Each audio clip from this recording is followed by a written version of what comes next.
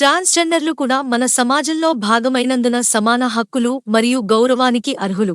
నేను వారి హక్కుల కోసం పోరాడుతాను మరియు వారి అభివృద్ధికి తోడ్పడతానని హైదరాబాద్ బీజేపీ ఎంపీ అభ్యర్థి మాధవి లత తెలిపారు.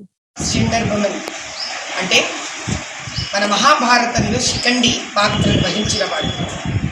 అసలు ఆ పాత్రనే లేకపోతే మహాభారతమే ఒక పెద్ద మలుపుకి లోనయ్యేది కాదు.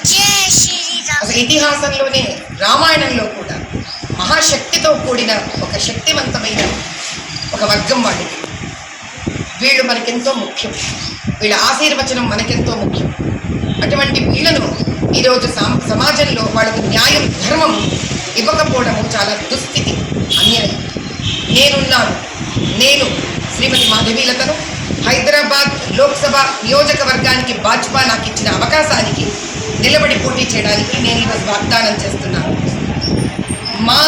ఈ భారతదేశానికి సంబంధించి ప్రత్యేకంగా తెలంగాణ రాష్ట్రానికి సంబంధించిన ట్రాన్స్జెండర్ విమెన్ అంటే ఈ శిఖండి సంస్థకు సంబంధించిన వాళ్ళు, ఈ వర్గానికి సంబంధించిన వాళ్ళకి ఆధార్ కార్డులు, స్పెసిఫిక్గా ఐడి కార్డ్స్, రేషన్ కార్డులు, బ్యాంక్ వీళ్ళకు అకౌంట్స్ ఓపెన్ చేయించడము, ప్రధానమంత్రి గారు ఇచ్చిన ఎన్నో ఆయోజనలు వీళ్ళకు కూడా వర్తిస్తాయి అని ఎలుగెత్తి చెప్పడము, వీళ్ళకు ఇప్పించడము, స్వావలంబన్ భారత్లో వీళ్ళ కాళ్ళ మీద వీళ్ళు నిలబడేటట్టు, వేరొకరి మీద ఆధారపడకుండా ఉండేటట్టు, స్కూళ్ళల్లో కూడా వీళ్ళ పిల్లలకు వీళ్లకు కూడా ఒక ప్రత్యేకమైన వాళ్ళకు కూడా ఒక అడ్మిషన్స్ దొరకాలి, వీళ్ళు ఉన్నతోన్నతమైన చదువులు చదవాలని వీళ్ళ కోసం నేను తప్పకుండా పోరాడి వీళ్ళకి ఇప్పిస్తాను అని నేను వాగ్దానం చేస్తున్నాను.